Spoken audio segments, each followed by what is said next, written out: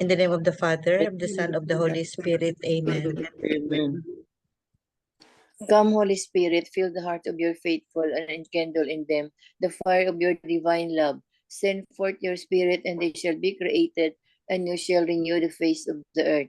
O God, who by the light of the Holy Spirit did instruct the hearts of the faithful, grant us by the same Holy Spirit to release what is right and just, and always to rejoice in his consolation through Christ our Lord. Amen. Amen. Amen. Amen. From the Holy Gospel according to Saint Mark. Glory to you, O Lord. Jesus came home with his disciples. Again the crowd gathered, making it impossible for them even to eat.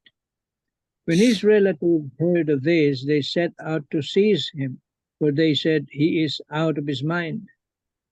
The scribes who had come from Jerusalem said, "He is possessed by Beelzebul, and by the prince of demons he drives out demons." Summoning them, he began to speak to them in parables. How can Satan drive out Satan? If a kingdom is divided against itself, that kingdom cannot stand. And if a house is divided against itself, that house will not be able to stand. And if Satan has risen up against himself and is divided, he cannot stand. That is the end of him. But no one can enter a strong man's house to plunder his property unless he first ties up the strong man. Then he can plunder the house. Amen, I say to you, all sins and all blasphemies that people utter will be forgiven them. But whoever blasphemes against the Holy Spirit will never have forgiveness, but is guilty of an everlasting sin. For they had said, "He has an unclean spirit." His mother and his brothers arrived. Standing outside, they sent word to him and called him. A crowd seated around him told him, "Your mother and your brothers and your sister are outside asking for you." But he said to them in reply, "Who are my mother and my brothers?" And looking around at those seated in the circle, he said, "Here are my mother and my brothers. For whoever does the will of God is my brother and sister and mother."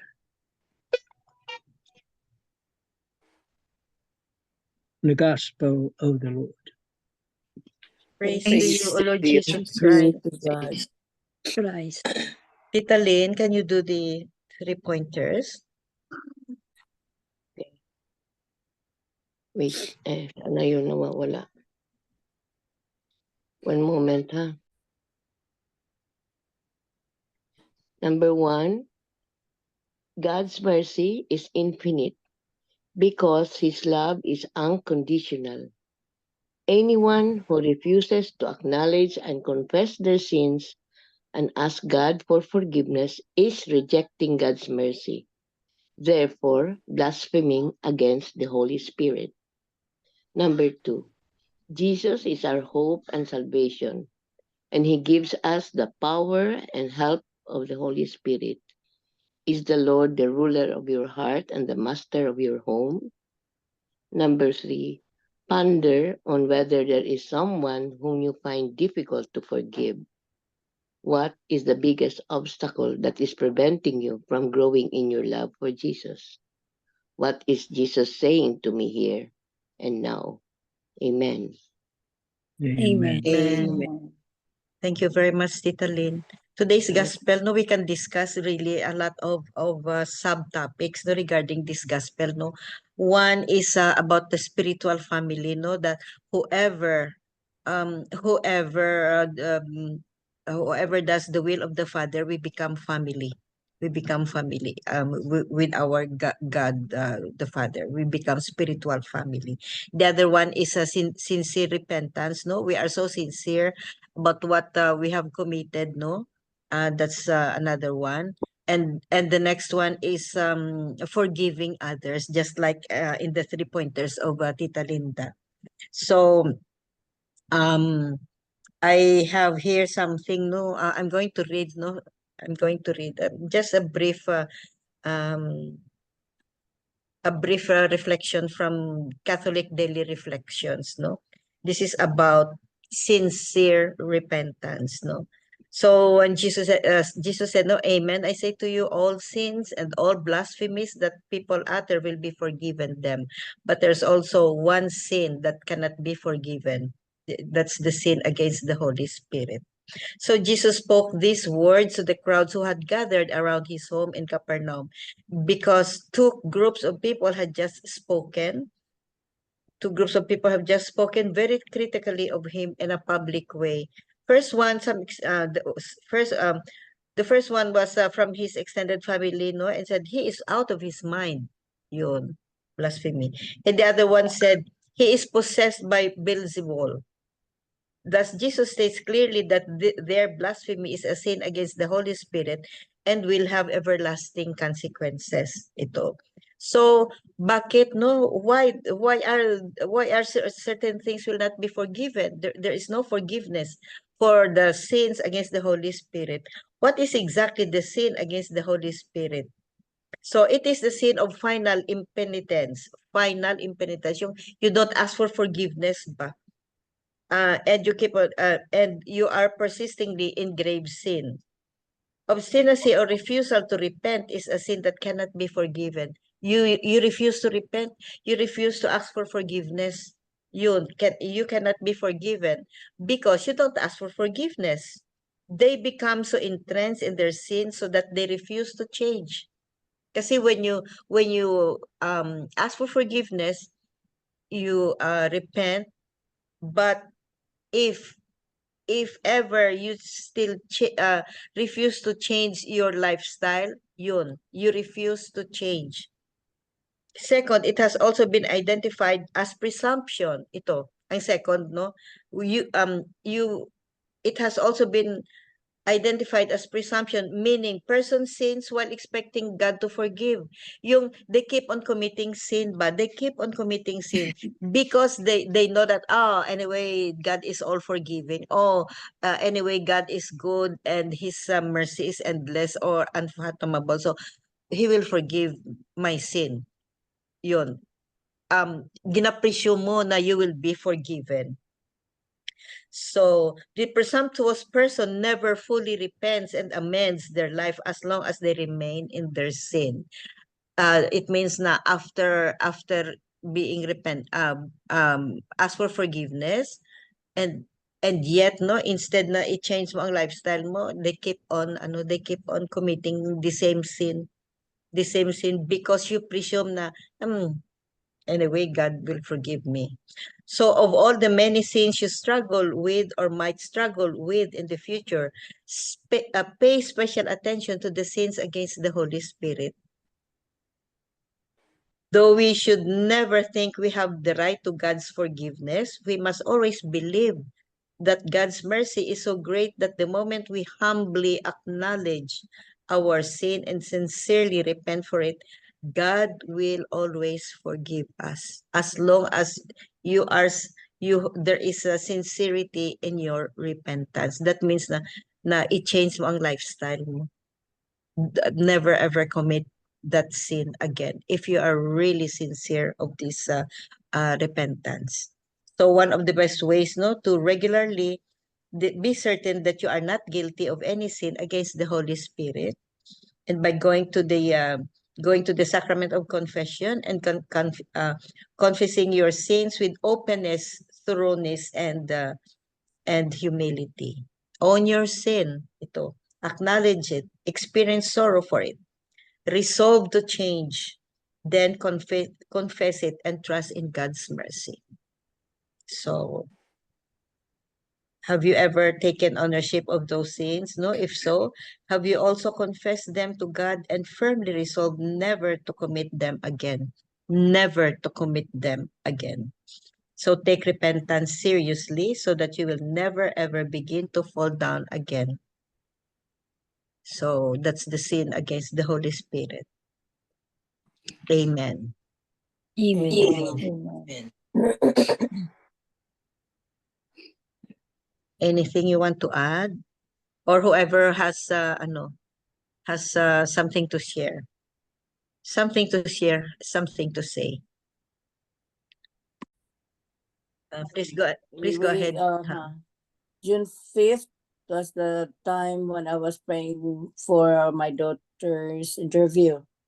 So I got so worried about the transportation because the one whom I had contracted with, a friend of ours in the church, was not very sure that we will be taken to the place in the downtown area so early in the morning. So I just prayed, then it came to my mind to call the insurance company, the Medicaid. And lo and behold, she was given this transportation chance. So I was able to contact them, and we were ably, taken to the place, and we taken back to our home. And the interview was just enough. We were, until now though, we are still worried about the result 4 to 6 weeks from now. But I was just very happy that I had not spent for the transportation, and the transportation was very, very prompt, and that we were also given the opportunity to have it without any hassle. So answered prayer. Yeah. Yeah. Thank you, Lord. Oh. Praise I to know, you, Lord. yeah. I know what you're talking about, Tita Bex. It's so hard, no? The long wait of being Yeah. approved of that ang tawag dito sa amin STS. Ang free transportation Oh, STS ang tawag. It's a long wait and it's a very long process. So imagine, na-approve ang SafeDine na-approve. kasi sabi nila na it should be like a week before I should tell them that much. But it was so easy when this is it, when the Lord wills it that it should be done in that way, kahit ano pang parang lightning na, oh yes, we have we can assist you. Sabi ko, oh wow, wow. Yeah. One of the most difficult yan ang STS, ang free transportation. Oo. Pero it just came so easy, just one click. Wow, I said, so sa tagal ko na I was looking for someone, and I got a problem because I have to contact and of course pay. I was telling that person, she was not sure the night before because we saw her in the church. She said, I have visitors, but okay, we'll see. So it's not very sure. Gosh, I said, wow, buti na lang. When it is for you, it's for you, really. Oh yeah. Thank you, Bex. Oh, thank you, Lord. You're welcome. Thank you, Lord Jesus. Thank you, Mama Mary. Yeah. Tito Mans, you have something? Yeah, itong kay Marino. Maganda nga. It says, what are the consequences that we would receive after we sin? There are many. Foremost among these is the control of Satan over us. This is why we keep on sinning until we become numb to committing sin. Yeah, pag medyo sanay na tayo sa kasalanan na yun, parang ordinary na lang eh. Kagaya yung ginawa ng mga scriba kay Jesus, accusing him of in cahoots with Beelzebub.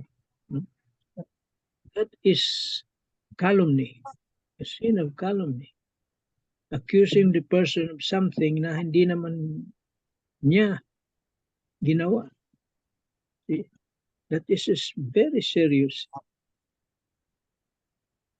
And the lesser sin is the being rash, judging rashly. You have no proof, wala kang evidence, and yet you try to accuse that person of committing such thing. Wala kang prueba. You're judging rashly. Thus, sinning becomes a lifestyle, an ordinary act for many. However, what many of us don't realize is that our numbness, bagiging manhid natin, no, towards sin, becomes an instrument leading to problem-filled and dysfunctional lives. In the Gospel, Jesus is accused by the scribes of being under control of Beelzebub, the prince of demons. Why were they accusing Jesus of being part of Beelzebub's team? Because Jesus was casting out demons from people who were possessed. By casting out demons, the power of Jesus over Satan and Beelzebub was revealed. Akala nila, ginagamit ni Jesus yung nakikihalubi, or he is a part of the team of Beelzebub, na kaya siya nakakapagpalayas ng mga inaalihan ng masamang espiritu dahil nakikipagkutsaba siya kay Beelzebub. Because Jesus was casting out demons from people who were possessed. By casting out demons, the power of Jesus over Satan and Beelzebub was revealed. Sin is the most effective instrument of Satan to bring people to hell, even whilst they are still living in this world. This is primarily why Satan wants people to sin. But Satan is no match for Jesus, because Satan cowers in fear the moment he hears the powerful name of Jesus. Yeah, ito. This is the name uttered by yung mga exorcists. Jesus. In the name of Jesus. Jesus. May dala-dalang krus yan sila. In the name of Jesus. Maringig ng evil spirit yun. Wala silang magagawa. Lalayas yun. Because they are no match. Sabi nga dyan sa gospel, if you want to plunder a house, you must tie first the strong man. Yung malakas, no? But Jesus is stronger than the devil, than Satan. See? So he cannot do anything against Jesus. Jesus is more powerful. His name alone. Many are living in sin right now, leading meaningless lives without clear direction because they have decided to embrace Satan and his many sinful offerings. For those who continue to sin, be assured that the time of retribution will surely come. Ito ang hindi na kikita ng mga tao. No? They continue to sin. They love to sin because they do not see the retribution, yung karma na yan na babalik sa'yo. God is merciful. Yeah, tama yung sinabi mo, presumption. We presume na God is merciful, compassionate. But we must also know that God's justice is sure. Okay? Justice of God is perfect. Talagang aabutan ka ng justice. For those who will decide to permanently walk away from Satan and his sinful offerings, for those who will decide to embrace the light of enlightenment being constantly offered by Jesus, they will begin to live peaceful and meaningful lives. Yan. Yun ang result if you try to embrace the light. Iwanan mo yung pagkakasala. Pero kung sanay ka na sa pagkakasala na yun, napakahirap iwanan mo. we are speaking here of serious sins. Hindi yung mga maliliit lang na kasalanan. No. More important itong serious sins. But God's mercy is stronger, bigger. No? Kaya maski ang kasalanan mo is pumatay ka ng tao, abortion, o anumang serious sins, kayang patawarin yun. Provided you ask for forgiveness. You repent. Magbago ka. Kapag hindi, may kalalagyan ka at the end of your life. Yun ang ibig sabihin dyan.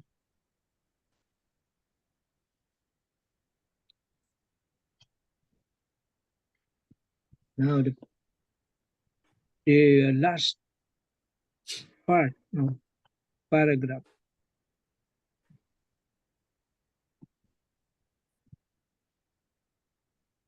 It's about mother, brothers. No? Ito lagi, sabi ko na kanina nung sa prayer namin, sa morning prayers. Sabi ko, itong madalas na ibato sa ating mga Katoliko ng mga sekta. That Jesus had brothers and sisters. Yun. Hindi na naintindihan or they misinterpret it. No? They interpret it sa gusto nila. Para meron lang silang maibato sa mga Katoliko. Brothers and sisters. Pero actually, wala. Dito maliwanag eh. Those who do the will of my Father. Are And my my brothers. brothers and sisters and mother. Madalas naman tayo magsimba. Siguro sa mga sabi ng pare, sa mga homilies niya. My sisters and brothers in Christ. You see? Nasabi niya doon, binabagay. You're not related with the priest. Hindi mo naman kadugo yun. Sinasabi niya. Because it's presumed that we are doing, in the church, we are doing the will of God. These people are doing the will of God. Those in the church. Kaya, my brothers and sisters, yun, binabanggit niya. Even if you're not related. Wala namang relasyon yung mga tao na yun sa panahon ni Kristo. Basta, whoever does the will of my Father is my brother, my sister, and mother. Amen. Amen. Thank you. Amen. Thank you very much, Tito Manny. Yun ang ginamisinterpret ng iba na against our Catholic faith ba? Na may tinatawag na brothers and sisters ni Jesus. Pero actually, spiritual family. We all belong as long as we do the will of the Father. No? And just like us, no? We become family. Spiritual family. Yun ang tinatawag. Spiritual family. Thank you very much, Tito Manny. So, please go ahead, Tito Helen. I'm happy to know the sin against the Holy Spirit tonight, and that is the final impenitence and Impenitent. impotence. Is that correct, Tita? Impenitence. Impenitence. Penitential, siguro na word yun, ano? Penitential. Yes, from the word penitence. I'm happy to learn that tonight, and I have to keep that in my mind and in my heart, that it is that the sin against the Holy Spirit cannot be forgiven. So, if in case I made a mistake, and I'm always willing to ask for forgiveness, so that my heart and my mind will be cleared and will be at peace always. Amen. Amen.